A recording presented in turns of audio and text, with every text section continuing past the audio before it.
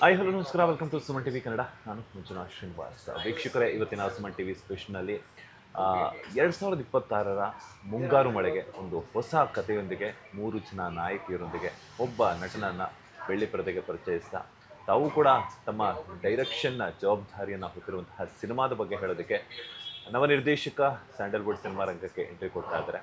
ಇಷ್ಟಕ್ಕೂ ಅವ್ರು ಯಾರು ಅಂತಂದರೆ ನಿಮ್ಮದ ಪ್ರೀತಿಯ ನಿರ್ದೇಶಕ ಋತ್ವಿಕ್ ಅವರು. ಮೊದಲನೇದಾಗಿ ನಮಸ್ತೆ, ಹೇಗಿದ್ದೀರಾ? ನಮಸ್ತೆ ಸರ್, ಆರಾಮಾಗಿದ್ದೀನಿ. ನೀವು ಹೇಗಿದ್ದೀರಾ? ನಾನು ಸೂಪರ್ ಆಗಿದ್ದೀನಿ. ಆ್ಯಂಡ್ ಏನೆಲ್ಲ ನಡೀತಾ ಇದೆ, ಒಂದು ಸ್ವಲ್ಪ ತಳಮಳ ಟೆನ್ಷನ್ಸ್ ಅದೆಲ್ಲ ಇರಬಹುದು ಅಂತ ಅನ್ಸುತ್ತೆ, ಯಾಕಂದರೆ ಇನ್ನೇನು ಒಂದು ತಿಂಗಳಷ್ಟೇ ಬಾಕಿ ಇದೆ. ಹೌದು ಸರ್, ಈಗ ಜುಲೈ 3ನೇ ತಾರೀಕಿಗೆ ಬಿಡುಗಡೆ ಇರೋದ್ರಿಂದ ಒಂದು 10 ವರ್ಷದ ಪರ್ಸ್ನಲ್ ಜರ್ನಿ. ಈ ಪರ್ಟಿಕ್ಯುಲರಾಗಿ ಈ ಸಿನಿಮಾ ಅಂತ ಬಂದರೆ 2.5 ವರ್ಷದ ಜರ್ನಿ. ಈಗ ಒಂದು ಫಲ ಕೊಡುವಂಥ ಸಮಯ, ಆ ಶ್ರಮಕ್ಕಾಗಿರ್ಬೋದು, ನಮ್ಮ ಒಂದು ಪ್ರತಿಭೆಗಾಗಿರ್ಬೋದು. ಹಾಗಾಗಿ ಆ ಒಂದು ತಳಮಳ ನರ್ವಸ್ನೆಸ್ ಇದೆ. ಸೊ ನೋಡೋಣ ಹೇಗಾಗುತ್ತೆ ಅಂತ. ಹಾಡುಗಳು ಬಿಡುಗಡೆ ಆಗಿದೆ, ಟೀಸರ್ ಬಿಡುಗಡೆ ಆಗಿದೆ, ಒಳ್ಳೆ ರೆಸ್ಪಾನ್ಸ್ ಕೂಡ ಬಂದಿದೆ. ಇನ್ನೂ ಒಂದು ಹಾಡು ಇದೆ, ಟ್ರೈಲರ್ ಇದೆ ಈಗ ಸಿನಿಮಾ ರಿಲೀಸ್ ಆಗೋಕ್ಕೂ ಮುಂಚೆ. ಸೊ ದಟ್ ನೋಡೋಣ ಹೇಗೆ ವರ್ಕೌಟ್ ಆಗುತ್ತೆ ಅಂತೇಳಿ. ಎಸ್ ಸರ್, ಈಗ ಲವ್ ಸೀಸನ್ಸ್, ಈಗಾಗಲೇ 3 ಜನ ನಾಯಕಿಯರು. ಸೊ ಒಂದೇ ಫಸ್ಟ್ ಸಿನಿಮಾಗೇನೆ 3 ಜನ ಹೀರೋಯಿನ್ಸ್ನ ಹಾಕೊಳ್ಳೋದಕ್ಕೆ ಏನು ರೀಸನ್ನು ಅಂತ ಹೇಳ್ಬಿಟ್ಟು. ಅಂದರೆ ಸರ್, ಈಗಲೂ ಒಂದೊಂದ್ಸರಿ ನಾನು ನೆನೆಸ್ಕೊಂಡಾಗ ನನಗೆ ಒಂಥರ ಆಶ್ಚರ್ಯ ಆಗುತ್ತೆ. ಏನಕ್ಕಂದರೆ ನನ್ನ ಸಿನಿಮಲ್ಲಿ ನಾನು 3 ಜನ ಡೆಬ್ಯೂ ಸಿನಿಮಲ್ಲಿ 3 ಜನ ಹೀರೋಯಿನ್ ಹಾಕೊತೀನಿ ಅಂತಲೇ ನನಗೆ ಆ ಒಂದು ಊಹೆನೇ ಇರಲಿಲ್ಲ. ಯಾಕಂದರೆ ನಮಗೆ 3 ಜನ ಹೀರೋಯಿನ್ಸ್ ಅಂದಿದ ತಕ್ಷಣ ನಮಗೆ ಉಪೇಂದ್ರ ಸಿನಿಮಾ ನೆನಪಾಗ್ಬಿಡುತ್ತೆ. ಏನಕ್ಕಂದರೆ ಅಷ್ಟು ಅಚ್ಚುಕಟ್ಟಾಗಿ ಆ 3 ಪಾತ್ರಗಳನ್ನ ಪ್ರೆಸೆಂಟ್ ಮಾಡಿ ಅಷ್ಟು ಸ್ಟ್ರಾಂಗ್ ಆಗಿ ತೋರಿಸಿದ್ದಾರೆ ಅವರು ಅದನ್ನು. ಸೊ ನನಗೆ ಅದನ್ನು ಒಂದು ಸ್ವಲ್ಪ ರೆಸೆಂಬಲ್ ಮಾಡ್ದಂಗೆ ಅನ್ನಿಸ್ಬಿಡುತ್ತೆ ಒಂದೊಂದ್ಸಲಿ. ಏನಕ್ಕಂದರೆ ಸೇಮ್ ಇದೇ ಥರ ಅಲ್ಲಿ ಹೇಗಿದೆಯೋ ಅದೇ ಥರ ಪಾತ್ರಗಳಿಗೆ ನಿಮಗೆ ಒಳ್ಳೆ ಪೋಷಣೆ ಮಾಡಿದ್ದೀನಿ. ತುಂಬ ಸ್ಟ್ರಾಂಗ್ ಆಗಿದೆ. ಅದೇ ಥರ ಹೊಸ ಹೀರೋಯಿನ್ಸು ತುಂಬ ಚೆನ್ನಾಗಿ ಪ್ರೆಸೆಂಟ್ ಮಾಡಿದ್ದಾರೆ. ಸೊ ನೋಡಬೇಕು ಸರ್ ಹೇಗೆ ಆಗುತ್ತೆ ಅಂತ. ಎಸ್, ಈ ತಲೆಗೆ ಆ ಒಂದು ಕತೆ ಹೆಂಗೆ ಬಂತು ಅಂತ? ಅಂದರೆ ಸರ್, ನಾನು ಪ್ರೀತಿ ಅಂತ ಮುಕುಂದ್ ಅವ್ರದ್ದು ನಮ್ಮದು ಒಂದು ಹಳೆ ಪರಿಚಯ, ಒಂದು ಕಿರುಚಿತ್ರ ಮಾಡಿದ್ವಿ. ಸೊ ಅವರು ಒಂದು ಸಿನಿಮಾ ಮಾಡೋಣ ಅಂತ ಹೇಳಿದಾಗ ಯಾವ ಥರ ಸಿನಿಮಾ ಬೇಕು ಅಂದರೆ, ಈಗ ನಾನೊಬ್ಬ ಡೈರೆಕ್ಟರ್ ಆಗಿ ಒಂದು ಹೀರೋ ಒಂದು ಪ್ರೊಡ್ಯೂಸರು ಅವ್ರನ್ನ ಅರ್ಥ ಮಾಡ್ಕೋಬೇಕು, ಅವ್ರ ಸದಾಭಿರುಚಿ ಹೇಗಿದೆ ಅಂತ. 3 ಜನದ್ದು ಮ್ಯಾಚ್ ಆದರೆ ಮಾತ್ರ ನಾವು ಒಂದೊಳ್ಳೆ ಕೆಲಸ ಮಾಡೋದ್ರ ಕಡೆಗೆ ನಡಿಬೋದು. ಸೊ ಅವ್ರನ್ನ ಕೇಳಿದಾಗ ಎಲ್ಲ ನಾನು ಇದರ ಒಂದ್ಸಲಿ ಲವ್ ಸಬ್ಜೆಕ್ಟಲ್ಲಿ ಮಾಡಬೇಕು ಅಂತಿದ್ದೀನಿ ಅಂದಾಗ, ಸರಿ ಓಕೆ, ಮುಕುಂದ್ ಹೊಸಬ್ರಾಗಿರೋದ್ರಿಂದ ತುಂಬ ಮಾಸು ಬಿಲ್ಡಪ್ಪನ್ನೆಲ್ಲ ನಾವು ಪ್ರೆಸೆಂಟ್ ಮಾಡೋಕ್ಕಾಗಲ್ಲ. ಫಸ್ಟು ಅವರು ನಮ್ಮನೆ ಹುಡುಗ ಅನ್ನಿಸ್ಬೇಕು ಪ್ರೇಕ್ಷಕರಿಗೆ. ಸೊ ಹಾಗಾಗಿ ಒಂದು ಸಾಧಾರಣವಾದ ಕತೆ, ಸದಾಭಿರುಚಿಯಾಗಿರಬೇಕು, ಬಟ್ ತುಂಬ ಎಫೆಕ್ಟಿವ್ ಆಗಿರಬೇಕು ಅಂತ ಯೋಚನೆ ಮಾಡಿದಾಗ ನನಗೆ ಈ ಕತೆ ಉಳಿತೋಕೆ ಲವ್ವಲ್ಲಿ ಯಾವ್ಯಾವ ಥರ ಲವ್ ಇದೆ ಅಂದಾಗ ಒಂದು 2-3 ಅಂಶಗಳು ನನ್ನ ತಲೆಗೆ ಬಂತು. ಓಕೆ, ಆ 2-3 ಅಂಶನ ನಾನು ಹೆಂಗೆ ಪ್ರೆಸೆಂಟ್ ಮಾಡ್ಬೋದು ಅಂದಾಗ ಸೀಸನ್ಸ್ ಬಂದಿದ್ದು. ಲವ್ ಸೀಸನ್ಸ್, ಈಗ ಮಳೆಗಾಲ ಚಳಿಗಾಲ ಒಂದೊಂದು ಹೇಗೆ ನಿಮ್ಗೆ ಅನುಭವ ಕೊಡುತ್ತೆ. ನಮ್ಮ ಒಂದು ಜೀವನದಲ್ಲಿ ಒಂದೊಂದು ಘಟ್ಟಗಳು, 16 ವರ್ಷದಲ್ಲಿ ಒಂದು ಪ್ರೇಮ ಆದರೆ ಅದು ನನಗೆ ಯಾವ ಥರ ಕೊಟ್ಟಿತ್ತು ಅನುಭವ, 20 ವರ್ಷದಲ್ಲಿ ಪ್ರೇಮ ಆದಾಗ ಅದು ನನಗೆ ಆ ಮೆಚ್ಯೂರಿಟಿಗೆ ನಾನು ಲವ್ನ ಹೇಗೆ ರಿಸೀವ್ ಮಾಡಿಕೊಂಡೆ, ಅದು ನನಗೆ ಹೇಗೆ ಅನುಭವ ಕೊಡ್ತು. ಸೊ ಇದನ್ನು ಕಾಯಿನ್ ಮಾಡಿ ಲವ್ ಸೀಸನ್ಸ್ನ ಮಾಡಿರೋವಂಥದ್ದು. ಮುಖ್ಯವಾಗಿ ಒಂದು ಅಂಶ ಅಂದರೆ ನಂಬಿಕೆ. ಈಗ ನಮ್ಮ ಜೀವನದಲ್ಲಿ ಏನು ಅಂದರೆ ಎಲ್ಲ ನಂಬಿಕೆ ಕಳ್ಕೊಂಡ್ಬಿಟ್ಟಿದೆ ಎಷ್ಟೋ ವಿಷಯಗಳಲ್ಲಿ. ನಾವು ಯಾರನ್ನೂ ಅಷ್ಟು ಸುಲಭವಾಗಿ ನಂಬೋದೂ ಇಲ್ಲ. ಸೊ ಇದನ್ನು ನೋಡಿದಾಗ ನಂಗೆ ಅನಿಸಿದ್ದೇನು ಅಂದರೆ, ನಂಬಿಕೆ ದ್ರೋಹ ತುಂಬ ದೊಡ್ಡ ತಪ್ಪು. ಅದು ಮಾಡ್ತು ಅಂದರೆ ಒಂದು ಅಲ್ಲೋಲ ಕಲ್ಲಾಲ ಆಗ್ಬಿಡುತ್ತೆ. ಆ ಮನುಷ್ಯನ ಅಸ್ತಿತ್ವನೇ, ಆ ಮನುಷ್ಯತ್ವದ ಅಸ್ತಿತ್ವನೇ ಅಲ್ಲೋಲ ಕಲ್ಲೋಲ ಆಗುತ್ತೆ. ಹಾಗಾಗಿ ಆ ಒಂದು ಎಳೆಯನ್ನು ಹಿಡ್ಕೊಂಡು ಒಂದೊಳ್ಳೆ ಸ್ಟ್ರಾಂಗ್ ಮೆಸೇಜ್ನ ಹಿಡ್ಕೊಂಡು ಲವ್ ಸೀಸನ್ಸ್ ಮಾಡಿರೋವಂಥದ್ದು. ಎಸ್, ಒಂದ್ ಕಡೆ ನಂಬಿಕೆ ಅಂತೀರಾ, ಮತ್ತೊಂದ್ ಕಡೆ ಲವ್ ಸೀಸನ್ಸ್ ಅಂತ ಹೇಳ್ತೀರಾ. ಅಂಡ್ ಇದರಲ್ಲಿ ಇನ್ನೊಂದು ಏನಂತಂದ್ರೆ ಮೈ ಆಟೋಗ್ರಾಫ್ ಸುದೀಪ್ ಅವ್ರ ನಟನೆ ಮಾಡಿರುವಂತಹ, ಯಾಕಂದ್ರೆ 16 ಏಜಲ್ಲಿ ಆಗಿರ್ಬೋದು, 20 ಕಾಲೇಜ್ ಡೇಸಲ್ಲಿ ಆಗಿರ್ಬೋದು, ಅಥವಾ ಕೆಲ್ಸಕ್ಕೆ ಹೋಗಿರುವಂತಹ ಸಂದರ್ಭದಲ್ಲಿ ಲವ್ ಆದಾಗ. ಹೌದು. ಸೊ ಆ ಒಂದು ಸ್ಟೋರಿ ಲೈನ್ ಏನಾದ್ರು ಇನ್ಸ್ಪಿರೇಷನ್ ಆಗಿ ತಗೊಂಡಿದ್ದೀರಾ ಅಂತ? ಸರ್, ಅಂದರೆ ಈಗ ನಿಮಗೆ ಇದ್ರದ್ದು ರೆಸೆಂಬಲ್ ಅಂತ ನೋಡಿದ್ರೆ ನಿಮಗೆ ಹಲವಾರು ಸಿನಿಮಾ ಇದೆ. ಈಗ ನೀವು ಹೇಳಿದಾಗೆ ಮೈ ಆಟೋಗ್ರಾಫ್ ಇದೆ, ನವೀನ್ ಪೋಲಿ ಅವ್ರದ್ದು ನಿಮಗೆ ಪ್ರೇಮಂ ಸಿನಿಮಾ ಇದೆ, ಮತ್ತು ನಮ್ಮ ಡಾರ್ಲಿಂಗ್ ಕೃಷ್ಣ ಸರ್ದು ಲವ್ ಮಾಕ್ಟೇಲ್ ಸಿನಿಮಾ ಇದೆ. ಈ ಥರ ಹಲವಾರು ಚೈಲ್ಡ್ಹುಡ್ಡಿಂದ ತೋರಿಸ್ಕೊಂಬಂದಿರೋದು ಸುಮಾರಿದೆ. ಬಟ್ ನನಗೆ ಅದು ತಲೆಗೆ ಬರಲಿಲ್ಲ. ನನ್ನ ಕಂಟೆಂಟ್ನ ಪ್ರೆಸೆಂಟ್ ಮಾಡೋದಕ್ಕೆ ನನಗೆ 16 ವರ್ಷದ ಪ್ರೀತಿನ ನಾನು ತೋರಿಸ್ಬೇಕಿತ್ತು. ಆವಾಗ ಒಂದು ಸ್ವಲ್ಪ ಮೆಚ್ಯೂರಿಟಿ ಕಡಿಮೆ, ಭಯ, ಮೊದಲನೇ ಪ್ರೀತಿ ಅಂದರೆ ಹೇಳ್ಕೊಳ್ಳೋವಂಥ ಧೈರ್ಯ ಇರೋದಿಲ್ಲ. ಸೊ ಈ ಥರ ವಿಚಾರಗಳನ್ನ ತೋರಿಸ್ಬೇಕಿತ್ತು. ಸೊ 20ನೇ ವಯಸ್ಸು ಅಂತ ಬಂದರೆ ಅಷ್ಟರಲ್ಲಿ ನಮಗೆ ಓಕೆ ಆ ಭಯನ ದಾಟಿ ಒಂದು ಸ್ವಲ್ಪ ಬಂದಿರ್ತೀವಿ, ಒಂದು ಸ್ವಲ್ಪ ಲೈಟಾಗಿ ಓಪನ್ ಅಪ್ ಆಗಿರ್ತೀವಿ. ಲವ್ ಅನ್ನೋ ವಿಷಯದಲ್ಲಿ ಒಂದಷ್ಟು ಎವಲ್ಯೂಷನ್ ಆಗಿರುತ್ತೆ ನಮಗೆ. ಸೊ ಆ ಒಂದು 4 ವರ್ಷದ ಅನುಭವನ ಅಲ್ಲಿಗೆ. ಸೊ ಈ ಥರ ಯೋಚನೆ ಮಾಡಿರೋವಂಥದ್ದು. ಬಟ್ ನಿಮಗೆ ನೆನಪಿಸುತ್ತೆ ಆ ಒಂದು ಸಿನಿಮಾಗಳು, ಏನೇನು ಹಳೆ ಸಿನಿಮಾಗಳು, ಆ ಒಂದು ನೆನಪಿಸುತ್ತೆ. ಆ ಸದಾಭಿರುಚಿನೇ ಇದರಲ್ಲೂ ನಾನು ಕ್ಯಾರಿ ಮಾಡಿದ್ದೀನಿ ಈ ಸಿನಿಮಾ. ಎಸ್, ನಿಮ್ಗೆ ಎಷ್ಟು ಲವ್ ಆಗಿದೆ ಅಂತ? ಸರ್ ನನಗೆ ಆಗಿದೆ ಪ್ರೀತಿಗಳು. ಬಟ್ ಹೇಗೆ ಅಂದರೆ ಅದೇನೆ, ನಾನು ಪ್ರತಿಯೊಬ್ಬ ಬರಹಗಾರನು ನಿಮಗೆ ನಾವೊಂದು ಕತೆ ಮಾಡ್ತೀವಿ ಅಂತ ಅಂದಾಗ ನಮಗೆ ಫಸ್ಟು ನೆನಪಾಗೋದು ನಮ್ಮ ಜೀವನದಲ್ಲಿ ನಡೆದಿರೋವಂಥ ಸನ್ನಿವೇಶ ಘಟನೆಗಳೇ. ಏನಕ್ಕಂದರೆ ನಾವು ನೀವು ಹೇಳಿದ್ದನ್ನ ಕೇಳಿ ಅಥವಾ ಪುಸ್ತಕನ ಓದಿದ್ದನ್ನು ನಾವು ಕೇಳಿ ಅನುಭವಿಸಿ ಬರೆಯೋದಕ್ಕಿಂತ ನಮ್ಮ ಜೀವನದಲ್ಲಿ ನಡೆದಿರೋದನ್ನು ಅನುಭವಿಸಿ ಬರೆಯೋದನ್ನು ನಾವು ತುಂಬ ಚೆನ್ನಾಗಿ ಪ್ರಸ್ತುತಪಡಿಸ್ತೀವಿ. ಹಾಗಾಗಿ ನನ್ನ ಜೀವನದಲ್ಲೂ ಒಂದಷ್ಟು ಘಟನೆಗಳು ನಡೆದಿದೆ. ಸೊ ಅದರಲ್ಲಿ ಯಾವ್ದು ಎಲಿಮೆಂಟ್ಸ್ನ ಬೇಕು, ಸೊ ಏನೇನು ಎಲ್ಲೆಲ್ಲಿ ತಪ್ಪಾಗಿತ್ತು, ಯಾರ್ಯಾರು, ಈಗ ನನ್ನ ಮನಸ್ಸಾಕ್ಷಿಗೆ ನಾನು ಕರೆಕ್ಟಾಗಿದ್ದೀನಿ. ಸೊ ಅದು ನನಗೆ ಗೊತ್ತು. ನಾನೀಗ ಜನರಿಗೆ ಹೇಳಿದ್ರು ಅದು ಅರ್ಥ ಆಗಲ್ಲ, ಇವನು ಹಿಂದೆ ಹೆಂಗಿರ್ತಾನೋ ಅನ್ನೋ ಥರದ್ದು ಬರುತ್ತೆ. ಅವ್ರು ನನ್ನ ಜೊತೆ ಬೆರೆತರೇ ನಾನು ಏನು ಅಂತ ಗೊತ್ತಾಗೋದು. ನನ್ನ ಸುತ್ತ ಇರೋರಿಗೆ ಗೊತ್ತು ನಾನು ಮನುಷ್ಯತ್ವದಲ್ಲಿ ಹೇಗಿದ್ದೀನಿ, ಯಾವುದಕ್ಕೆ ರೀತಿ ಬೆಲೆ ಕೊಡ್ತೀನಿ ಅಂತ. ಅದನ್ನೆಲ್ಲ ನೋಡಿದಾಗ ನನ್ನ ಜೀವನದಲ್ಲಿ ನಡೆದಿದ್ದ ಘಟನೆಗಳಲ್ಲಿ ಒಂದಷ್ಟು ಲೋಪಗಳು ಬೇರೆಯವರಲ್ಲಿ ನಾನು ನೋಡಿದ್ನಲ್ಲ, ಸೊ ಯಾವ ವಿಷಯದಲ್ಲಿ ಎಡುತ್ತಿದ್ದಾರೆ ಅಂತ ಅದನ್ನೆಲ್ಲ ಇಲ್ಲ ಅಳವಡಿಸಿದ್ದೀನಿ. ಮತ್ತು ನಾನು ಯಾವ ರೀತಿ ಯೋಚನೆ ಮಾಡ್ತಿದ್ದೀನಿ, ಒಳ್ಳೆತನಕ್ಕೆ ತುಂಬ ಬೆಲೆ ಕೊಡ್ತೀನಿ, ನಾನು ನಂಬಿಕೆನ ಉಳಿಸ್ಕೋತೀನಿ. ನಾನು ಆದಷ್ಟು ಯಾವುದೋ ಒಂದು ವಿಷಯದಲ್ಲಿ ನಿಮಗೆ ನಾನು ನಂಬಿಕೆನ ನಾನು ಮಾಡಿಕೊಡ್ತೀನಿ ಅಂತಂದರೆ ಅದು ನನಗೆ ಲಾಸ್ ಆಗುತ್ತೆ ಅಂದರೂ ನಾನು ತಲೆ ಕೆಡಿಸ್ಕೊಳ್ಳಲ್ಲ. ನಿಮ್ಮ ನಂಬಿಕೆ ಉಳಿಸ್ಕೊಳ್ಳೋದಕ್ಕೆ ನಾನು ಏನು ಮಾಡಬೇಕು ಅದನ್ನು ಮಾಡ್ತೀನಿ. ನಾನು ಒಂದ್ಸಲ ಆ ನಂಬಿಕೆನ ಕಳ್ಕೊಂಡ್ರೆ ನೀವು ಬೇರೆಯವ್ರನ್ನ ಅಷ್ಟು ಸುಲಭವಾಗಿ ಆ ವಿಷಯದಲ್ಲಿ ನಂಬಲ್ಲ. ಅದು ಹೇಳಿದ್ನಲ್ಲ, ಚೈನ್ ಲಿಂಕ್ ಬ್ರೇಕ್ ಆಗೋಗ್ಬಿಡುತ್ತೆ. ಸೊ ಹಾಗಾಗಿ ಆ ಥರ ನಮ್ಮ ಜೀವನದಲ್ಲೂ ನಡೆದಿದೆ ಒಂದಷ್ಟು ಘಟನೆಗಳು. ಅದನ್ನು ಇದರಲ್ಲಿ ಅಳವಡಿಸಿದ್ದೀನಿ ಒಂದಷ್ಟು ವಿಚಾರಗಳನ್ನ. ಎಸ್, ಈಗ ಒಂದೊಂದು ಏಜ್ ಕ್ಯಾಟಗರಿಯಲ್ಲಿ ಲವ್ ಆದಾಗ ಆ ಒಂದು ಎಲಿಮೆಂಟ್ಸ್ ಏನೇನು ಬೇಕಾಗುತ್ತೆ, ಮೆಚುರಿಟಿ ಆಗಿರ್ಬೋದು ಅಥವಾ ಭಯ ಅನ್ನೋವಂಥದ್ದಾಗಿರ್ಬೋದು ಅಥವಾ ಫಿನಾನ್ಷಿಯಲ್ ಸ್ಟೆಬಿಲಿಟಿ ಆಗಿರ್ಬೋದು, ಇದೆಲ್ಲನೂ ಕೂಡ ತೋರಿಸಿರ್ತೀರಾ ಅಂತ ಅನ್ಕೋಣ, ಬಿಕಾಸ್ ನೀವು ಹೇಳಿರುವಂಥ ಮಾತುಗಳ ಪ್ರಕಾರ. ಸೊ ಈಗಾಗಲೇ ನೀವು ಹೇಳಿರೋ ಹಾಗೆಯೇ ಮಯೋಟೋಗ್ರಾಫ್ ಆಗಿರ್ಬೋದು ಅಥವಾ ಲವ್ ಮ್ಯಾಕ್ಟೆಲ್ ಆಗಿರ್ಬೋದು ಅಥವಾ ಇನ್ನೊಂದಷ್ಟು ಸಿನಿಮಾಗಳ ಬಗ್ಗೆನೂ ಕೂಡ ನೀವು ಹೇಳಿದ್ರಿ. ಸೊ ಆ ಸಿನಿಮಾಗಳನ್ನ ನೋಡಿರುವಂತಹ ವೀಕ್ಷಕರಿಗೆ ನಿಮ್ಮ ಸಿನಿಮಾದ ಮೂಲಕ ಯಾವ ರೀತಿಯಾದಂತಹ ವಿಭಿನ್ನ ಕಥೆಯನ್ನು ಕೊಡೋದಕ್ಕೆ ಹೊರಟಿದ್ದೀರಾ ಅಂತ? ಸರ್, ಈಗ ಮೈ ಆಟೋಗ್ರಾಫ್ ಅಂತ ನೀವು ಸಿನಿಮಾ ತೆಗೆದ್ರೆ ಅದರಲ್ಲಿ ಒಂದು ಎಳೆ ಹೇಳಿದ್ದಾರೆ. ಏನು ಅಂದರೆ ಅವರ ಒಂದು ಹಳೆ ಸ್ನೇಹಿತರ ಜೊತೆ ಕಳೆದಂಥ ಕ್ಷಣಗಳು, ಬಾಲ್ಯದಲ್ಲಿ ನೆಲೆದಂಥ ಕ್ಷಣಗಳು, ಇದನ್ನೆಲ್ಲ ಹಿಡ್ಕೊಂಡು ಪ್ರೆಸೆಂಟ್ ಮಾಡಿರೋ ಅಂಥದ್ದು. ನೀವು ಲವ್ ಮಾಕ್ಟೈಲ್ ಅಂತ ಬಂದರೆ ಅದೇ ಲವ್ ಮಾಕ್ಟೈಲಲ್ಲೇ ನಿಮಗಿದೆ. ಅಂದರೆ ಆ ಒಂದು ಡಿಫ್ರೆಂಟ್ ಫೇಸಸ್ ಆಫ್ ಅವ್ರ ಲೈಫ್ನ ಮಾಕ್ಟೈಲ್ ಥರ ಮಿಕ್ಸ್ ಮಾಡಿ ತೋರಿಸಿರೋ ಥರದ್ದು. ಬಟ್ ನಂದು ಲವ್ ಸೀಸನ್ಸ್ ಹೆಸ್ರಿಗೆ ಮಾತ್ರ ಲವ್ ಸರ್. ಬಟ್ ನಿಮ್ಗೆ ಇಲ್ಲಿ ತುಂಬ ಒಂದು ಸ್ಟ್ರಾಂಗ್ ಆಗಿರೋ ಒಂದು ಫಿಲಾಸಫಿಕಲ್ ಕಂಟೆಂಟ್ ಇದೆ ನಿಮಗೆ. ಅಂದರೆ ನಿಮಗೆ ಆ ಸಿನಿಮಾಗಳು ನಿಮಗೆ ಏನು ಅನುಭವನ ಕೊಡ್ತೋ, ಏನು ಅಭಿರುಚಿಯನ್ನು ಕೊಡ್ತೋ ಅದು ನಮಗೆ ಕೊಡಲ್ಲ. ನಿಮಗೆಲ್ಲೋ ಒಂದು 120% ಆ ಛಾಯೆ ಅನ್ನಿಸ್ಬೋದು, ಏನು ಅಂದರೆ ನಾವು ಪ್ರೆಸೆಂಟ್ ಮಾಡಿರೋ ರೀತಿ, ಆ ವಯಸ್ಸು ಕಾಲಘಟ್ಟಗಳದು. ಬಟ್ ನಿಮಗೆ ನೋಡಿದ್ರೆ ಮೊದಲಾರ್ಧ ಪೂರ್ತಿ ನಿಮಗೊಂಥರ ಸಸ್ಪೆನ್ಸ್ ಥರ ಹೋಗುತ್ತೆ. ನೆಕ್ಸ್ಟ್ ಏನಾಗುತ್ತೆ, ಈ ಪಾತ್ರನೂ ಏನು ಆಲ್ರೆಡಿ ಪರಿಚಯ ಇರೋ ಥರ ಮಾತಾಡ್ತಿದ್ದೆ, ಹೆಂಗೆ ಪರಿಚಯ ಆಗಿರ್ಬೋದು ಇವರಿಬ್ಬರಿಗೆ. ಸೊ ಈ ಥರ ಒಬ್ರಿಗೊಬ್ರು ಸಂಬಂಧಗಳು ಹೇಗಾಯಿತು ಹೆಂಗಾಯಿತು ಅನ್ನೋ ಒಂದು ಸಸ್ಪೆನ್ಸಲ್ಲೇ ಕ್ಯಾರಿ ಮಾಡ್ಕೊಂಡು ಹೋಗ್ತೀನಿ.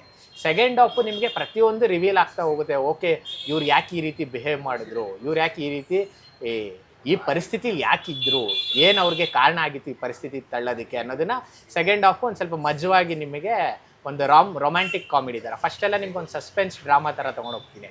ನಿಮಗೆ ಓವರ್ ಆಲ್ ನೋಡಿದ್ರೆ ಲವ್ ಸೀಸನ್ಸ್ ನಾವು ಅಂದ್ಕೊಂಡಿದ್ದ ಕಂಟೆಂಟ್ ಇದು ಅಂತ ನಿಮಗೆ ಆ ಬ್ರೇಕ್ ಮಾಡುತ್ತೆ ನಿಮ್ಮ ಒಂದು ಅಸಂಪ್ಷನ್ನ. ಸೊ ಅದು ಈ ಸಿನಿಮಾದಲ್ಲಿದೆ, ಈ ಕಂಟೆಂಟಲ್ಲಿ. ಎಷ್ಟು ದಿನಗಳು ಹಿಡಿತು ನಿಮ್ಮ ಕತೆ ಒಂದು ರೆಡಿ ಮಾಡೋದಕ್ಕೆ ಅಂತ? ಸರ್, ಇದು ಕತೆ ಅದೇ ಅವ್ರು ನನಗೆ ಹೇಳ್ದಾಗ ಈ ಥರ ಪ್ರೀತಿ ಅಂದಾಗ ಪ್ರೀತಿಲಿ ಯಾವ ಥರದ್ದಿದೆ, ಯಾವ್ಯಾವ ಥರ ಬರುತ್ತೆ, ಓಕೆ ಹಿಂಗಿರುತ್ತೆ, ಇಷ್ಟಪಡ್ತೀವಿ, ಹೇಳ್ಕೋಬೇಕು ಅನ್ನೋಷ್ಟಲ್ಲಿ ಕಳ್ಕೊಂಡ್ಬಿಡ್ತೀವಿ, ಅವ್ರನ್ನ ಮಿಸ್ ಆಗೋಗ್ಬಿಡುತ್ತೆ. ಇನ್ನು ಕೆಲವರು ಒಬ್ರಿಗೊಬ್ರು ಇಷ್ಟಪಟ್ಟಾಗ ಇವ್ರು ಮೋಸ ಮಾಡೋದು, ಅವ್ರು ಮೋಸ ಮಾಡೋದೆಲ್ಲ ಇರುತ್ತೆ. ಇನ್ನು ಕೆಲವ್ರಿಗೇನೋ ಪಾಪ ಇಬ್ಬರು ಇಷ್ಟಪಟ್ಟಿರ್ತಾರೆ, ಮನೇಲಿ ತಂದೆ ತಾಯಿ ಸಹಾಯ ಮಾಡಲ್ಲ. ಇನ್ನು ಕೆಲವರಿಗೆ ಅವರು ಇಷ್ಟಪಟ್ಟಿರ್ತಾರೆ, ಮನೇಲಿ ತಂದೆ ತಾಯಿ ಹೋಗಿರ್ತಾರೆ, ಎಲ್ಲ ಸರಿಯಾಗಿರುತ್ತೆ, ವಿಧಿ ಅವ್ರ ಜೀವನದಲ್ಲಿ ಆಟ ಆಡ್ಬಿಡುತ್ತೆ, ಅವರಿಬ್ರು ಒಂದು ಮಾಡೋದಕ್ಕೆ ಬಿಡಲ್ಲ. ಸೊ ಇದೆಲ್ಲ ಎಲಿಮೆಂಟ್ಸ್ನ ಯೋಚನೆ ಮಾಡಿ ನಾನು ಓಕೆ ಒಂದು ಇದನ್ನು ಮಿಕ್ಸಪ್ ಮಾಡಿ ತೋರಿಸೋಣ, ಚೆನ್ನಾಗಿ ಪ್ರೆಸೆಂಟ್ ಮಾಡ್ಬೋದು ಅಂಥೇಳಿ ತುಂಬ ಕಡಿಮೆ ದಿನಗಳಲ್ಲಿ ನಾನು ಅವ್ರಿಗೆ ಕಥೆನ ಈ ಲೈನ್ ಹೇಳಿದೆ, ಈ ಥರ ಅಂದ್ಕೊಂಡಿದ್ದೀನಿ, ಹಿಂಗೆ ಪ್ರೆಸೆಂಟ್ ಮಾಡಬೇಕು ಅಂತಿದ್ದೀನಿ, ಈ ಥರ 3 ಹೀರೋಯಿನ್ನು, ಅಂತ ಹೇಳಿದಾಗ ಅವರು ತುಂಬ ಚೆನ್ನಾಗಿದೆ, ಮಾಡೋಣ ನಾವು ಇದನ್ನ ಅಂತೇಳಿ ಅವ್ರು ನನಗೆ ಹೇಳಿದ್ರು ಸರ್. ಓವರ್ ಆಲ್ ನಿಮ್ಮ ಸ್ಕ್ರಿಪ್ಟ್ ಪ್ರೋಸೆಸ್ ಒಂದು 6 to 8 months. ಶೂಟಿಂಗ್ ಶೂಟಿಂಗು ನಿಮಗೆ ಒಂದು 28 ದಿವಸ ಬೆಂಗಳೂರು ಸುತ್ತಮುತ್ತ ಶೂಟಿಂಗ್ ಮಾಡಿದ್ದೀವಿ. ಒಂದು ಹಾಡನ್ನು ರಾಮನಗರಲ್ಲಿ ಮಾಡಿದ್ದೀವಿ, ಇನ್ನೊಂದು ಹಾಡನ್ನು ಕನಕಪುರದಲ್ಲಿ ಮಾಡಿದ್ದೀವಿ. ಒಂದು 28 ದಿವಸದಲ್ಲಿ ಮುಗಿಸಿದ್ದೀವಿ ಸರ್ ಈ ಸಿನಿಮಾ. ನಿಮ್ಮ ಫೇವ್ರೇಟ್ ನಟ ಅಂದರೆ ಯಾರು ಸರ್ ನನ್ನ ಫೇವ್ರೆಟ್ ನಟ ಅಂದರೆ ಎಲ್ರಿಗೂ ಗೊತ್ತು, ಅಣ್ಣವರು ಡಾಕ್ಟರ್ ರಾಜ್ಕುಮಾರು. ಅದರಿಂದ ಆಚೆಗೆ ಒಂದು ಅಂದರೆ ನನಗೆ ಸಾಹಸ ಸಿಂಹ ವಿಷ್ಣುವರ್ಧನ್ ಅವರು ಅಂದರೆ ತುಂಬ, ಅವ್ರಿಗೂ ನನಗೂ ಒಂದು ನಂಟಿದೆ. ಮುಂದಿನ ದಿವಸದಲ್ಲಿ ನಾನು ಹೇಳ್ತೀನಿ ಅದು ಏನು ಅಂತ, ಒಂದು ಸಬ್ಕಾನ್ಷಿಯಸ್ ನಂಟದು. ಸೊ ಈಗ ಹೇಳಿದ್ರೆ ಅದು ಉತ್ಪ್ರೇಕ್ಷೆ ಆಗಿಬಿಡುತ್ತೆ. ಹಾಗಾಗಿ ಅವರು ನನಗೆ ತುಂಬ ಅಚ್ಚುಮೆಚ್ಚು. ಎಸ್, ಈಗ ನಿಮ್ಮ ಕಥೆಯನ್ನು ಈಗಾಗಲೇ ಲವ್ ಬಗ್ಗೆ ಆಗಿರ್ಬೋದು ಅಥವಾ ರಾಮ್ ಕಾಮ್ ಆಗಿರ್ಬೋದು, ಈ ಥರದ ಒಂದು ಸಿನಿಮಾಗಳು ಸಾಕಷ್ಟು ಸ್ಯಾಂಡಲ್ವುಡ್ಡಲ್ಲಿ ಬಂದಿದೆ. ಸೊ ಆ ಸಿನಿಮಾಗಳ ಕಂಪ್ಯಾರಿಸನ್ ಮಾಡಬೇಕು ಅಥವಾ ಮಾಡಬಾರ್ದು ಅನ್ನುವಂಥದ್ದು ನಿಮಗೆ ಬಿಟ್ಟಿದ್ದು. ಬಿಕಾಸ್ ಯಾಕೆಂತಂದರೆ ಮೊದಲಿಂದನೂ ಕೂಡ ಏನು ಕೊಡಬೇಕು ಏನು ಬೇಡ ಅನ್ನುವಂಥದ್ದು ನಿಮಗೆ ಗೊತ್ತಿರುತ್ತೆ ನಿಮ್ಮ ಸಿನಿಮಾದ ಮೂಲಕ. ಹೌದು. ಸೊ ಅದನ್ನು ಡಿಫ್ರೆಂಟಾಗಿ ಒಂದು ಪ್ರೇಕ್ಷಕರಿಗೆ ಅರ್ಥ ಮಾಡಿಸ್ಬೇಕು ಅಂತಂದರೆ ಯಾವ ರೀತಿ ಅರ್ಥ ಮಾಡಿಸ್ತೀರಾ ಅಂತ? ಸರ್ ಅಂದರೆ ನಾನು ಅದೇ ಈಗ ಸಿನಿಮಾಗಳು ಅಂತ ನಾವು ನೋಡ್ಕೊಂಡು ಬಂದಾಗ ನಮಗೆ ಪುಟ್ಟಣ್ಣ ಕಣಗಾಲವರು ತುಂಬ ಮೇಲುಗೈ ಆವಾಗ ಹಿಂದೆ ನೋಡಿದ್ರೆ. ಏನಕ್ಕಂದರೆ ಅವರು ಕಲಾತ್ಮಕ ಸಿನಿಮಾನ ತುಂಬ ಅಭಿರುಚಿಯಾಗಿ ಪ್ರೆಸೆಂಟ್ ಮಾಡೋರು, ಅಂದರೆ ಕಮರ್ಷಿಯಲಾಗಿ ಪ್ರೆಸೆಂಟ್ ಮಾಡೋರು. ಅಂದರೆ ಅದಕ್ಕೆ ನಾವು ಬ್ರಿಡ್ಜ್ ಸಿನಿಮಾ ಅಂತೀವಿ. ಈಗ ಆರ್ಟಿಸ್ಟಿಕ್ಕಾಗಿ ಹೇಳೋದೊಂದು ಬೇರೆ, ಕಂಪ್ಲೀಟ್ ಕಮರ್ಷಿಯಲಾಗಿ ಒಂದು ಹೇಳೋದು ಬೇರೆ. ಬಟ್ ಬ್ರಿಡ್ಜ್ ಸಿನಿಮಾ ಇದೆಯಲ್ಲ, ಇದು ನಿಮಗೆ ತುಂಬ ಜನರ ಮನಸ್ಸಲ್ಲಿ ಉಳ್ಕೊಂಬಿಡುತ್ತೆ. ನೀವು ಯಾವುದೇ ಹಳೆ ಸಿನಿಮಾಗಳನ್ನ ತೆಗೆದು ನೋಡಿ, ಉಪೇಂದ್ರ ಸರ್ ಸಿನಿಮಾ ನೀವು ತೆಗೆದು ನೋಡಿದ್ರು ತುಂಬ ಆರ್ಟಿಸ್ಟಿಕ್ ಆಗಿರೋ ಅಂಶಗಳನ್ನ ಅವರು ಕಮರ್ಷಿಯಲಾಗೆ ಪ್ರೆಸೆಂಟ್ ಮಾಡಿದ್ದಾರೆ. ಯಾರ್ಯಾರು ನಿಮಗೆ ಗೆದ್ದಿದ್ದಾರಲ್ಲ ನಿರ್ದೇಶಕರು, ಅವ್ರದ್ದು ನೋಡಿ, ಅವ್ರದ್ರಲ್ಲಿ ಕಲಾತ್ಮಕವಾದ ಒಂದು ಆತ್ಮ ಇರುತ್ತೆ ಅವ್ರ ಕಥೆಯಲ್ಲಿ. ಸೊ ಅದು ನನಗೆ ತುಂಬ ಇಷ್ಟ. ಒಬ್ಬ ಬರಹಗಾರನಾಗಿ, ನಿರ್ದೇಶಕನಾಗಿ ಒಂದು ಕಲಾತ್ಮಕವಾದಂಥ ವಿಚಾರನ ಕಮರ್ಷಿಯಲ್ಲಾಗೆ ನಾನು ಅದನ್ನು ಪ್ರೆಸೆಂಟ್ ಮಾಡ್ತೀನಿ. ಸೊ ಒಂದು ಬ್ರಿಡ್ಜ್ ಸಿನಿಮಾ ರೀತಿಯಲ್ಲಿ ಲವ್ ಸೀಸನ್ಸ್ನ ನಾನು ಪ್ರೆಸೆಂಟ್ ಮಾಡಿರೋವಂಥದ್ದು. ಏನಕ್ಕೆ ಆಡಿಯನ್ಸಿಗೆ ಕಂಪ್ಲೀಟ್ ಡಾಕ್ಯುಮೆಂಟ್ರಿ ರೀತಿ ನಾವು ಹೇಳೋದಕ್ಕಾಗಲ್ಲ, ಅಥವಾ ಕಂಪ್ಲೀಟ್ ಕಮರ್ಷಿಯಲ್ ಕೊಟ್ಬಿಟ್ರೆ ಈಗ ನಿಮ್ಗೆ ಗೊತ್ತು, ಜನ ನಮ್ಮಲ್ಲಿ ಕಂಟೆಂಟ್ ಇಲ್ಲ. ಈಗ ಬೇರೆ ಸಿನಿಮಾ ಇಂಡಸ್ಟ್ರಿನ ಹೋಲಿಸ್ತಾರೆ ನಮಗೆ. ಕೇರಳಲ್ಲಿ ಮಲಯಾಳಮಲ್ಲಿ ಕಂಟೆಂಟ್ ಮೇಲೆ ಹೋಗ್ತಾರೆ, ಇಲ್ಲಿ ಹೋಗಲ್ಲ ಅಂತ. ಸೊ ಇದು ಮನಸ್ಸಲ್ಲಿ ಇರೋದ್ರಿಂದ ನಾನು ಅದೇ ಕಂಟೆಂಟನ್ನು ನಿಮಗೆ ಅವ್ರಿಗೆ ಒಂದು ಎಂಟರ್ಟೈನಿಂಗ್ ವೇಯಲ್ಲಿ ಪ್ರೆಸೆಂಟ್ ಮಾಡಿದ್ದೀನಿ. ಈಗ ನಮ್ಮದು ಹಾಡುಗಳು ತುಂಬ ಚೆನ್ನಾಗಿದೆ. ಮಳೆಯಾಗೋ ಮೊದಲೇ ಅಂತ ಒಂದು ಸಾಂಗ್ ಹಿಟ್ ಆಗಿದೆ, ಅರ್ಮಾನ್ ಮಲಿಕ್ ಅವ್ರು ಆಡಿರೋದು. ಸೊ ಅದೆಲ್ಲ ನೋಡಿದಾಗ ನಿಮಗೆ ಗೊತ್ತಾಗುತ್ತೆ, ಓಕೆ ಇದನ್ನು ಒಂದು ಕಲಾತ್ಮಕವಾದಂಥ ವಿಚಾರನ ಒಂದು ಮನೋರಂಜನಾತ್ಮಕವಾಗಿ ಪ್ರಸ್ತುತಪಡಿಸಿದ್ದಾರೆ ಅನ್ನೋದು ಅರ್ಥ ಆಗುತ್ತೆ. ಸೊ ಆ ರೀತಿ ಒಂದು ಹೇಳಿ ಅರ್ಥ ಮಾಡಿಸೋದಕ್ಕೆ ನಾನು ಪ್ರಯತ್ನ ಪಡ್ತೀನಿ. ಟೋಟಲ್ ಎಷ್ಟು ಸಾಂಗ್ಸ್ ಇದೆ ಇದರಲ್ಲಿ? ಸರ್ ಇದರಲ್ಲಿ 5 ಹಾಡುಗಳಿದೆ. ಈಗ ಆಲ್ರೆಡಿ 2 ಹಾಡು ಬಿಡುಗಡೆ ಆಗಿದೆ, ಮಳೆಯಾಗೋ ಮೊದಲೇ, ಹೊಸದೊಂದು ಪ್ರೀತಿಯಾಣ ಅಂತ. ಈಗ ನೆಕ್ಸ್ಟು ಬಣ್ಣದ ಬದುಕಿದು ಅಂತ ಒಂದು ಹಾಡು ಬಿಡುಗಡೆ ಆಗುತ್ತೆ ಸರ್. ಅದು ಅನನ್ಯ ಭಟ್ ಮೇಡಮ್ ಹಾಡಿರೋದು, ಕೆ ಕಲ್ಯಾಣ್ ಸರ್ ಬರೆದಿರೋದು. ಅದು ಹಾಡನ್ನ ನೀವು ಕೇಳಿ, ಪರ್ಸ್ನಲಾಗಿ ನಿಮಗೆ ತುಂಬ ಇಷ್ಟ ಆಗುತ್ತೆ. ಏನಕ್ಕೆ ಅದರಲ್ಲಿ ಹೇಳಿರೋವಂಥ ವಿಚಾರಗಳಾಗಿರ್ಬೋದು, ಅದು ಅದೇ ನಿಮ್ಗೆ ಹೇಳಿದ್ನಲ್ಲ, ಆ ಕಲಾತ್ಮಕವಾದಂಥ ವಿಚಾರನ ಎಂಟರ್ಟೈನಿಂಗಾಗಿ ಒಳ್ಳೆ ಮ್ಯೂಸಿಕ್ ಕೊಟ್ಟು ಒಳ್ಳೆ ಟ್ಯೂನ್ ಜೊತೆ ಪ್ರೆಸೆಂಟ್ ಮಾಡಿದ್ವಿ. ಒಂದು ಲೈನ್ ಹೇಳೋದಾದರೆ ಅದು ಪರ್ಸ್ನಲಿ ನನ್ನ ಫೇವ್ರೇಟ್ ಹಾಡು ಈ ಸಿನಿಮಾಲಿ. ಬಣ್ಣದ ಬದುಕಿದು ನಮ್ಮದೇ ಕತೆ ಇದು, 1000 ಭಾವನೆಗಳು ಭಾಗವಹಿಸೋ ಹಾಡಿದು, ದಿನ ಹೊಸತನ ಹುಡುಕುತ್ತ ಗೆಳೆತನ, 1000 ಕನಸುಗಳನ್ನು ಕಡೆವ ಎದೆಯ ಗೂಡಿದು.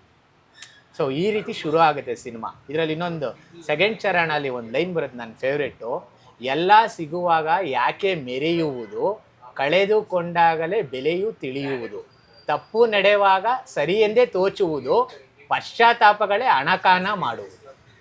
ಅಂದರೆ ಇದು ತುಂಬ ಸ್ಟ್ರಾಂಗ್ ಲೈನ್ಸ್. ಅದು ಎಷ್ಟು ಕಾಡ್ಬಿಡುತ್ತೆ ಅಂದರೆ ನನಗೆ ಈ ಥರ ಹಾಡುಗಳನ್ನೆಲ್ಲ ಕೊಟ್ಟು ಪ್ರಸ್ತುತಪಡಿಸಿದ್ದೀವಿ ಸರ್ ಸಿನಿಮಾ. ಎಸ್, ನಿಮ್ಮ ಫೇವ್ರೇಟ್ ಬುದ್ಧಿವಂತರಿಗೆ ಯಾವಾಗ ಆ್ಯಕ್ಷನ್ ಕಟ್ ಹೇಳ್ತೀರಾ ಅಂತ? ಸರ್ ಅದೇ ಉಪ್ಪಿ ಸರ್, ಅವ್ರ ಜೊತೆ ವರ್ಕ್ ಮಾಡಿದ್ದೆ ನನಗೊಂದು ಭಾಗ್ಯ ಅಂತ ಹೇಳ್ಬೋದು. ಆ ಬುದ್ಧಿವಂತ 2 ಸಿನಿಮಾಲಿ ಒಂದು ಯೂನಿವರ್ಸಿಟಿಲಿ ಇದ್ದೆ ಅನ್ನಿಸ್ತು ನಂಗೆ ಅವ್ರ ಜೊತೆ ಕಳೆದಷ್ಟು ಕ್ಷಣಗಳು. ನನಗೆ ಖಂಡಿತವಾಗ್ಲಿ ನಿಜ ಹೇಳಬೇಕು ಅಂದರೆ ನನಗೆ ಅವರಿಗೆ ಮಾಡೋದಕ್ಕೆ ನನ್ನ ಹತ್ರ ಕತೆ ಇಲ್ಲ, ಬಟ್ ಮಾಡಬೇಕು ಅಂತ ಆಸೆ ಇದೆ. ಅವ್ರ ಜೊತೆ ವರ್ಕ್ ಮಾಡೋದಕ್ಕೆ ನನಗೆ ತುಂಬ ಆಸೆ ಇದೆ. ಬಟ್ ನನ್ನ ಬತ್ತಳಿಕೆಯಲ್ಲಿ ಅವರಿಗೆ ಸೂಕ್ತವಾದಂಥ ಕತೆಗಳಿಲ್ಲ. ಬಟ್ ನನ್ನ ಹತ್ರ ಅವಾಗೊಂದು ಕತೆ ಇತ್ತು, ಅದರಲ್ಲಿ ಅವ್ರದ್ದು ಒಂದು ಒಳ್ಳೆ ಗೆಸ್ಟ್ ಅಪಿಯರೆನ್ಸ್ ಅನ್ಕೊಂಡಿದ್ದೆ. ಬಟ್ ಈಗ ಅದಾಗಲ್ಲ, ಏನಕ್ಕಂದರೆ ಇವತ್ತು ಅಪ್ಪು ಸರ್ ನಮ್ಮ ಜೊತೆಗಿಲ್ಲ. ಯಾಕಂದರೆ ಅದಕ್ಕೆ ಅಪ್ಪು ಸರು ಅವ್ರ ಕಾಂಬಿನೇಷನಲ್ಲಿ ಒಂದು ಗೆಸ್ಟ್ ಪಾತ್ರ ಅನ್ನೋ ಥರ ಪ್ಲ್ಯಾನ್ ಮಾಡಿದ್ದೆ. ಅಲ್ಲಿ ಉಪ್ಪಿ ಸರು ಅಪ್ಪು ಸರ್ಗೆ ಡೈರೆಕ್ಷನ್ ಮಾಡ್ತಿರ್ತಾರೆ ಅನ್ನೋ ರೀತಿಯ ಒಂದು ಊಹೆ. ಏನಕ್ಕಂದರೆ ಈಗ ರಾಘಣ್ಣಂಗೆ ಮಾಡಿದ್ದಾರೆ, ಶಿವಣ್ಣಂಗೆ ಮಾಡಿದ್ದಾರೆ, ಅಪ್ಪು ಸರ್ಗೆ ಅವ್ರಿಗೆ ಮಾಡಿಲ್ಲ. ಅವರು ಸುಮಾರು ಇಂಟರ್ವ್ಯೂಲ್ಲಿ ಹೇಳಿದ್ದಾರೆ ಮಾಡಬೇಕು ಆಸೆ ಇತ್ತು, ಆಗಿಲ್ಲ ಅಂತ. ಸೊ ಅದು ನನ್ನ ಒಂದು ಕನಸು ಇಷ್ಟ ಆಗಿತ್ತು. ಅದನ್ನು ನನ್ನ ಕಥೆಯಲ್ಲಿ ಪ್ಲ್ಯಾನ್ ಮಾಡಿದ್ದೆ. ಉಪ್ಪಿ ಸರ್ ಅಪ್ಪು ಸರ್ಗೆ ಡೈರೆಕ್ಷನ್ ಮಾಡ್ತಿರ್ತಾರೆ ಅನ್ನೋ ಒಂಥರ ಎಣೆದಿದ್ದೆ.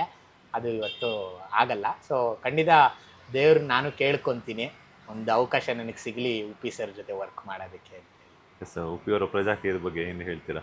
ಸರ್ ಅವರ ಪ್ರಜಾಕೀಯದ ಬಗ್ಗೆ ಅದೇ ಸರ್ ನನಗೆ ಏನು ಹೇಳ್ತಾ ಇರೋದು, ಜನ ಇವಾಗ ಪಾಪ್ಯುಲಾರಿಟಿಗೆ ಬೆಲೆ ಕೊಡ್ತಿದ್ದಾರೆ, ಕಂಟೆಂಟಿಗೆ ಬೆಲೆ ಕೊಡ್ತಾರೆ. ಈಗ ನಮ್ಮ ಹಾಡು ಸಿನಿಮಾ ಬಿಡುಗಡೆ ಮಾಡಿದ್ವಲ್ಲ, ಆ ಒಂದು ಹಂತದಲ್ಲಿ ನಾನು ಯೋಚನೆ ಮಾಡ್ಕೊಂಡು ಬಂದಾಗ ಬೇರೆ ಒಂದು ಹಾಡುಗಳ ಜೊತೆ ತಾಳ ಹಾಕಿ ನೋಡಿದಾಗ ನನಗನ್ಸಿದಿಷ್ಟೇ, ಅಲ್ಲಿ ಪಾಪ್ಯುಲರ್ ಹೀರೋ ಇದ್ದಾರೆ, ಹಾಗಾಗಿ ಅವ್ರದ್ದು ಬೇಗ ತಲುಪ್ತಾ ಇದೆ ಜನಕ್ಕೆ, ನಮ್ಮದು ತಲುಪ್ತಾ ಇಲ್ಲ. ಮತ್ತು ಜನರಲ್ಲಿ ಈಗ ಒಂದು ನನಗನ್ನಿಸಿದ್ದು, ಅದು ತಪ್ಪು ಇರ್ಬೋದು, ನನಗನ್ಸಿದ್ದೇನು ಅಂದರೆ ಜನರಲ್ಲಿ ಅನಲೈಸೇಷನ್ ಮಾಡೋದು ಕಡಿಮೆ ಆಗಿದೆ. ಅಂದರೆ ಅವ್ರು ಏನು ಅಂದರೆ ಒಂದು 4 ಜನ ಜೈ ಅಂತಂದರೆ ಇಮಿಡಿಯೇಟ್ ರೆಡಿ ಬೇಕು ಅವ್ರಿಗೆ. ಅವ್ರು ನೋಡ್ಬಿಟ್ಟು ಸೂಪರ್ ಆಗಿದೆಯಪ್ಪ ಅಂದ್ಬಿಟ್ಟು ಅವರು ಜೈ ಅಂದ್ಬಿಟ್ಟು ಸುಮ್ಮನೆ ಆಗ್ಬಿಡ್ತಾರೆ. ಬಟ್ ಅವರು ಕೇಳಿ ನೋಡಿ ಅದಕ್ಕೆ ಧ್ವನಿ ಎತ್ತೋ ಅಂಥದ್ದು, ಇದು ತುಂಬ ಚೆನ್ನಾಗಿದೆ ನೋಡಿ ಮಾಡಿ ಅನ್ನೋದು ಅಂಥದ್ದು ತುಂಬ ಕಡಿಮೆ ಆಗೋಗ್ಬಿಟ್ಟಿದೆ. ಸೊ ಅದೇ ಹೊಡೆತ ಉಪ್ಪಿ ಸರ್ಗೂ ಬೀಳ್ತಾ ಇದೆ. ಸೊ ಅವ್ರಿಗೇನು ಅಂದರೆ ಅಲ್ಲಿ ನೋಡಿ ಪವನ್ ಕಲ್ಯಾಣ್ ಅವರು ಅವ್ರ ಜೊತೆ ಸೇರಿ ಸಮಾವೇಶ ಮಾಡಿ ಗೆದ್ದರು, ಅವರು ವಿಜಯ್ ಅವರು ಅಷ್ಟೆಲ್ಲ ಖರ್ಚು ಮಾಡಿ ಸಮಾವೇಶಗಳು ಮಾಡಿ ಪಂಚ ಡೈಲಾಗ್ಗಳು ಹೊಡೆದ್ರು. ಆ ಥರ ಪಂಚ ಡೈಲಾಗ್ಗಳನ್ನ ಅವರು ಮನ್ಸು ಮಾಡಿದ್ರೆ ಹೆಂಗೆ ಹೊಡಿಬೋದು ಹೇಳಿ ಉಪ್ಪಿ ಸರು. ಬಟ್ ಅವ್ರಿಗೆ ಮ್ಯಾನಿಪುಲೇಟ್ ಮಾಡೋದು ಇಷ್ಟ ಇಲ್ಲ. ಅವ್ರಿಗೆ ಇರೋ ಕಹಿ ಸತ್ಯನ ಹೇಳ್ತಾ ಇದ್ದಾರೆ. ಅವ್ರು ಅದನ್ನೇ ಹೇಳ್ತಾ ಇದ್ದಾರೆ, ನಾನು ಹೊರಗಡೆ ಬಂದು ಖರ್ಚು ಮಾಡಿ ಅದಲ್ಲರಯ್ಯ ನನ್ನ ಕಾನ್ಸೆಪ್ಟ್ ಅದಲ್ಲ ಅಂತ. ಬಟ್ ಜನ ಅದನ್ನೇ ಮೊನ್ನೆಲ್ಲ ಒಂದಿಷ್ಟು ಇಂಟರ್ವ್ಯೂಸ್ ನೋಡಿದೆ, ಕ್ವಶನ್ಸು ಅದನ್ನೇ ಕೇಳ್ತಿದ್ದಾರೆ, ನೀವು ಬರಬೇಕು ಸರ್, ನೀವು ಸೈಡಲ್ಲಿ ನಿಂತ್ಕೊಂಡು ಮಜಾ ನೋಡ್ತಿದ್ದೀರಾ, ದೂರದಲ್ಲಿ ನಿಂತ್ಕೊಂಡು ಮಜಾ ನೋಡ್ತಿದ್ದೀರಾ, ನೀವು ಫೀಲ್ಡಿಗೆ ಇಳಿತಾ ಇಲ್ಲ. ಅವ್ರು ಅದನ್ನೇ ಹೇಳ್ತಿದ್ದಾರೆ, ಫೀಲ್ಡ್ಗೆ ಇಳೋ ಅವಶ್ಯಕತೆ ಇಲ್ಲ, ಆನ್ಲೈನಲ್ಲೇ ಎಲ್ಲ ಮಾಡ್ತಾ ಇದ್ದೀನಿ. ಮತ್ತು ಅವ್ರು ಯಾರೋ ಒಬ್ಬರು ಕ್ವಶನ್ ಮಾಡಿದ್ರು, ಅಲ್ಲ ಸರ್ ಈಗ ನೀವು ಬರ್ಬೇಕಂಗೆ ನಮ್ಮದು 1000 ಕೆಲಸ ಇರುತ್ತೆ ಸರ್, ನಾವು ಏನೇನೋ ಮಾಡ್ಕೊಂಡಿರ್ತೀವಿ, ನಿಮ್ಮನ್ನ ಆಯ್ಕೆ ಮಾಡೋದೇ ನಾವು ಅದಕ್ಕೆ, ನಮ್ಮ ಕೆಲಸನ ನೀವು ಮಾಡಿಕೊಡಿ ಅಂತ. ಆಯಿತು, ಕೆಲಸನ ಮಾಡಿಕೊಡಿ ಅಂತ ನೀವು ಆಯ್ಕೆ ಮಾಡ್ತಾ ಇದ್ದೀರಾ, ಆ ಕೆಲಸನ ಮಾಡದೇ ಇರೋದನ್ನ ನೀವು ಕ್ವಶನ್ ಮಾಡೋದಕ್ಕೆ ನೀವು ಬರ್ತಿದ್ದೀರಾ? ಯಾರು ಬರ್ತಿಲ್ಲ. ನನಗೆ ಕೆಲಸ ಮಾಡೋದಕ್ಕಿಲ್ಲ ಗುರು, ನಂದೇನೋ ಬೇರೆ ಕೆಲಸ ಇದೆ, ನೀನು ಅದನ್ನು ಮಾಡೋದು. ಬಟ್ ಉಪ್ಪಿ ಸರ್ ಹೇಳ್ತಾ ಇರೋದೇನೋ, ನೀನು ಮುಂದೆ ನಿಂತ್ಕೊಂಡು ಮಾಡಿಸು. ಈಗ ನಾನು ಏನೇ ಕೆಲಸ ಮಾಡಿದ್ರು 1 ಲಕ್ಷ ನಾನು ದುಡಿಬೋದು ಅಲ್ವಾ? ಬಟ್ ಇಲ್ಲಿ ಕೋಟ್ಯಾಂತರ ರೂಪಾಯಿ ಬರ್ತಿದೆ, 1000 ಕೋಟಿ ಬರ್ತಿದೆ ನಿಮ್ಮ ದುಡ್ಡುಗಳು. ಅದನ್ನು ಸರಿಯಾಗಿ ನೀವು ದಾರಿ ಮಾಡ್ಕೊಳ್ಳೋದಕ್ಕೆ ಮುಂದೆ ನಿಂತು ಕೆಲಸ ಮಾಡಿಸೋದಕ್ಕೆ ಮಾಡಿರಿ ಅಂದರೆ ಅವರಿಲ್ಲ, ನಮಗೆ ನಾಯಕರೇ ಬೇಕು ಅಂತಿದ್ದಾರೆ. ಸೊ ದಟ್ ಅದು ತುಂಬ ಕಷ್ಟ ಸರ್. ನನಗೆ ಅನ್ನಿಸ್ದಂಗೆ ಉಪ್ಪಿ ಸರು ಅದು ದೊಡ್ಡ ಚಾಲೆಂಜ್ ಅಂದರೆ ಚಾಲೆಂಜು. ಅವ್ರ ಸಿನಿಮಾನ ಎಲ್ರಿಗೂ ಒಪ್ಪಿಸ್ಬಿಟ್ರು, ಬಟ್ ಈ ರಾಜಕೀಯನ ಪ್ರಜಾಕೀಯ ಕಾನ್ಸೆಪ್ಟನ್ನ ಒಪ್ಸೋದು ಈಗಿನ ಜನ್ರೇಷನ್ ಅವ್ರಿಗೆ ಕಷ್ಟ. ಮುಂದೊಂದು ದಿವಸ ಬರ್ಬೋದೇನೋ, ಬರಲಿ ಅಂತ ನಾನು ಆಶಿಸ್ತೀನಿ. ಅವರು ಇದನ್ನು ಅರ್ಥ ಮಾಡಿಕೊಂಡು ಬೇಗ ಬರಲಿ, ಬೇಗ ಬಂದರೆ ಅವಾಗ ನಾವು ನೋಡ್ಬೋದು ಅದನ್ನು. ಪ್ರಜಾಕೀಯ ಆ್ಯಪ್ ಇದೆಯಲ್ಲ, ಇನ್ ಕೇಸ್ ಏನಾದ್ರೂ ಕೃತ್ವಿಕ್ ಅವರೇ ನೀವು ಬಂದು ಒಂದು ಕ್ಷೇತ್ರಕ್ಕೆ ನಿಂತ್ಕೊಳ್ಳಿ ಏನಾದ್ರು ನಿಂತ್ಕೊತೀರಾ? ಅಂದರೆ ಈಗ ಏನು ಗೊತ್ತಾ ಸರ್, ಈಗ ನಂದೊಂದಷ್ಟು ಏನು ಜಂಜಾಟಗಳಿದೆಯಲ್ಲ, ಈಗ ನಂದೇ ಒಂದಷ್ಟು ಅಂದರೆ ಆ ಒಂದು ಟೈಮ್ ಕೊಟ್ಟು, ಈಗ ಉಪ್ಪಿ ಸರ್ ಅದು ಗೈಡ್ ಮಾಡಿದ್ದಾರೆ, ನೀವೇನು ನಿಮ್ಮ ಕೆಲಸ ಬಿಟ್ಟು ಬರಬೇಕಾಗಿಲ್ಲ, ಆ ಟೈಮಿಗೆ ಬನ್ನಿ ನಿಂತ್ಕೊಳ್ಳಿ, ಏನು ಮಾಡಬೇಕೋ ಮಾಡಿ ಅಂತ. ಖಂಡಿತ ನನ್ನ ಅನಿಸಿಕೆ ಏನು ಅಂದರೆ, ಈಗ ನಾನು ಒಂದು 4 ಮಾತಾಡ್ತೀನಿ ಅಂತಂದರೆ, ಇವಾಗ ನೀವೊಂದು ಸಂಭಾಷಣೆ ಬರೆದು ಕೊಡಿ, ಅದನ್ನು ಸೈಲೆಂಟಾಗಿ ನಾನು ಬಂದು ಹೇಳ್ತೀನಿ ನಿಮ್ಗೆ ಎಲ್ಲರೂ ಮುಂದೆ, ಜನ ಅದಕ್ಕೆ ಏನು ಅನ್ನಲ್ಲ. ಅದನ್ನೇ ಇವಾಗ ತಮಿಳ್ ವಿಜಯ್ ಸರೋ, ಜೂನಿಯರ್ NTR ಸರೋ, ಯಶ್ ಸರೋ ಹೇಳ್ಬಿಟ್ಟು ಓ ವಾವ್ ಅಂತಾರೆ. ಅದೇ ಒಂದು ಪ್ರಾಡಕ್ಟ್ನೂ ಅಷ್ಟೇ, ಇವಾಗ ಒಂದು ನಾರ್ಮಲ್ ಪಾರ್ಲೇಜಿ ಬಿಸ್ಕೆಟ್ನ ಡಾರ್ಕ್ ಫ್ಯಾಂಟಸಿ ಕವರಲ್ಲಿ ಹಾಕ್ಬಿಟ್ಟು ಕೊಟ್ಬಿಡಿ, ಜನ ಅಂತ ತೊಗೊಂಡ್ಬಿಡ್ತಾರೆ. ಅದೇ ನೀವು ಡಾರ್ಕ್ ಫ್ಯಾಂಟಸಿ ಬಿಸ್ಕೆಟ್ನ ಪಾರ್ಲೇಜಿ ಬಿಸ್ಕೆಟಲ್ಲಿ ಹಾಕ್ಕೊಟ್ರೆ ಜನ ಏನಂದರೆ ಇದು ಪಾರ್ಲೇಜಿ ಅಮ್ಮ ಅಂತಾರೆ, ಒಳಗೆ ಏನಿದೆ ನೋಡಲ್ಲ. ಅಂದರೆ ನಾನು ಬಂದು ನಿಂತ್ಕೊಂಡು ಏನೋ ಮಾತಾಡ್ತೀನಿ ಅಂದರೆ ಜನ ನೋಡಲ್ಲ. ಬಟ್ ನಾನು ಇಲ್ಲಿ ಒಂದಷ್ಟು ವಿಚಾರಗಳನ್ನ ಹೇಳಿ ನನಗೊಂದಷ್ಟು ಗುರುತಿಸಿ ಮಾಡಿ ಅಲ್ಲಿ ಬಂದರೆ ಸ್ವಲ್ಪ ಅಂತಾರೆ. ಆ ಥರದ್ದೊಂದು ಥಾಟ್ ಆಫ್ ಮೈಂಡ್ ಸೆಟ್ ಅಂತೂ ಖಂಡಿತ ಇದೆ. ಇಲ್ಲೊಂದಷ್ಟು ವರ್ಷಗಳು ನಾನು ಕಳೆದು ಮಾಡಿ ನನ್ನ ಒಂದಷ್ಟು ವಿಚಾರಗಳನ್ನ ಜನಕ್ಕೆ ತಿಳಿಸಿ ಆ ಒಂದು ಶಕ್ತಿ ನನಗೆ ಜನ ಕೊಟ್ಟರೆ ಖಂಡಿತ ಅಲ್ಲೆಲ್ಲ ಬಂದು ಮಾಡಬೇಕು ಅನ್ನೋ ಒಂದು ಆಸೆ ಅಂತೂ ವಿಷನ್ ಇದೆ ಸರ್. ಎಸ್, ಜುಲೈ 3ನೇ ತಾರೀಕು ಕರ್ನಾಟಕದಾದ್ಯಂತ ಲವ್ ಸೀಸನ್ಸ್ ಹಬ್ಬ ಶುರುವಾಗ್ತಾ ಇದೆ. ಹೌದು, ಎಲ್ಲ ಅಭಿಮಾನಿಗಳಿಗೆ, ಕನ್ನಡಿಗರಿಗೆ ಏನು ಕೇಳ್ಕೊಳ್ತೀರಾ ಅಂತ? ಜುಲೈ 3ನೇ ತಾರೀಕು ಲವ್ ಸೀಸನ್ಸ್ ಸಿನಿಮಾ ಬಿಡುಗಡೆ ಆಗ್ತಾ ಇದೆ. ಅಮರ ಮಧುರ ಪ್ರೇಮ ಟ್ಯಾಗ್ಲೈನು. ಸೊ ಏನು ಮಧುರವಾಗಿದ್ದರೆ ಏನು ಅಮರವಾಗುತ್ತೆ ಅನ್ನೋದು ನೀವು ಸಿನಿಮಾ ನೋಡಿದಾಗ ಗೊತ್ತಾಗುತ್ತೆ. ಒಂದು ಕ್ಯಾಪ್ಷನ್ ಹೇಳಿದ್ದೀನಿ, don't fall in love, rise with it ಅಂತ. ಅಂದರೆ ಪ್ರೀತಿಲಿ ಬೀಳಬಾರ್ದು ಯಾವತ್ತು, ಪ್ರೀತಿಲಿ ಎದೊಳ್ಬೇಕು ಅಂತ. ಸೊ ಈ ಥರದ್ದು ತುಂಬ ಅಷ್ಟು ವಿಚಾರಗಳಿದೆ. ನಂಬಿಕೆ ಬಗ್ಗೆ ಮಾತಾಡಿದ್ದೀನಿ, ಮತ್ತು ಮನುಷ್ಯತ್ವದ ಬಗ್ಗೆ ಮಾತಾಡಿದ್ದೀನಿ, ಒಳ್ಳೆತನದ ಬಗ್ಗೆ ಮಾತಾಡಿದ್ದೀನಿ. ಅಂದರೆ ಒಳ್ಳೆತನನ ಇವಾಗ ಜನ ಎಷ್ಟು ಈಸಿಯಾಗಿ ತೊಗೊಂಡ್ಬಿಡ್ತಾರೆ. ಅಂದರೆ ಈಗ ಸಮಾಜದಲ್ಲಿ ಒಳ್ಳೆತನನೇ ಡೌಟ್ ಪಡೋದಕ್ಕೆ ಶುರು ಮಾಡಿದ್ದಾರೆ. ಅಂದರೆ ಇವ್ನು ಇಷ್ಟು ಒಳ್ಳೆಯವನ ಅಂತಾರೆ ನಾವು ಒಳ್ಳೆತನ ತೋರಿಸಿದ್ರೆ. ಅಂದರೆ ಅಷ್ಟರ ಮಟ್ಟಿಗೆ ಒಳ್ಳೆತನ ಕಣ್ಮರೆ ಆಗ್ತಿದೆ. ಈ ಥರ ಸುಮಾರಷ್ಟು ವಿಚಾರಗಳ ಬಗ್ಗೆ ನಿಮಗೆ ಕೇಳೋದಕ್ಕೆ ಸಿಗುತ್ತೆ, ನೋಡೋದಕ್ಕೆ ಸಿಗುತ್ತೆ. ಖಂಡಿತ ನೀವು ಕೊಡುವಂಥ ಸಮಯ, ನೀವು ಕೊಡುವಂಥ ಹಣ ನಿಮಗೆ ವ್ಯರ್ಥ ಆಗೋದಿಲ್ಲ. ದಯವಿಟ್ಟು ಈಗ ಆಲ್ರೆಡಿ ಒಂದಷ್ಟು ನಮ್ಮ ಕನ್ನಡ ಇಂಡಸ್ಟ್ರಿಲಿ ನಂಬಿಕೆ ಕಳ್ಕೊಂಬಿಟ್ಟಿದ್ದಾರೆ. ಸೊ ಆ ರೀತಿ ಆಗೋದಿಲ್ಲ. ದಯವಿಟ್ಟು ನಂಬಬೇಕು, ನಂಬಿದ್ರೇ ಮುಂದೇನು ಜೀವನ. ಹಾಗಾಗಿ ನಂಬಿಕೆ ಇಟ್ಟು ಜುಲೈ 3ನೇ ತಾರೀಕು ಲವ್ ಸೀಸನ್ ಸಿನಿಮಾಗೆ ಬನ್ನಿ, ಖಂಡಿತ ನಿಮ್ಗೆ ಇಷ್ಟ ಆಗುತ್ತೆ. Cinema thank you so much. ಸಾಕಷ್ಟು ವಿಚಾರಗಳನ್ನ ತಿಳಿಸ್ಕೊಟ್ರಿ, ಒಳ್ಳೆಯದಾಗಲಿ. ಮೊದಲ ಒಂದು ಸಿನಿಮಾದ ಮೂಲಕ ನಿಮ್ಮ ಒಂದು ಪಯಣ ಶುರುವಾಗ್ತಾ ಇದೆ ಆ್ಯಸ್ ಎ ಕಂಪ್ಲೀಟ್ ಡೈರೆಕ್ಟರ್ ಆಗಿ. ಮತ್ತಷ್ಟು ಸಿನಿಮಾಗಳು ನಿಮ್ಮ ಕೈಯಲ್ಲಿ ಬರಲಿ, ಸ್ಯಾಂಡಲ್ವುಡ್ ಸಿನಿಮಾ ರಂಗದಲ್ಲಿ ಮೈಲಿಗಲ್ಲನ್ನು ಸೃಷ್ಟಿಸಲಿ. ಒಳ್ಳೆಯದಾಗಲಿ, all the best. Thank you so much sir. ನೋಡಿದ್ರಲ್ಲ ವೀಕ್ಷಕರು, ಇದಾಗಿತ್ತು ಲವ್ ಸೀಸನ್ ಸಿನಿಮಾದ ನಿರ್ದೇಶಕರಾಗಿರುವಂತಹ ಕೃತ್ವಿಕ್ ಅವರ ಮಾತು. ಕ್ಯಾಮ್ರಾ ಪರ್ಸನ್ ಉದಯ್ ಜೊತೆ ಮಂಜುನಾಥ್ ಶ್ರೀನಿವಾಸ್, ಸುಮನ್ ಟಿವಿ ಕನ್ನಡ, ಬೆಂಗಳೂರು.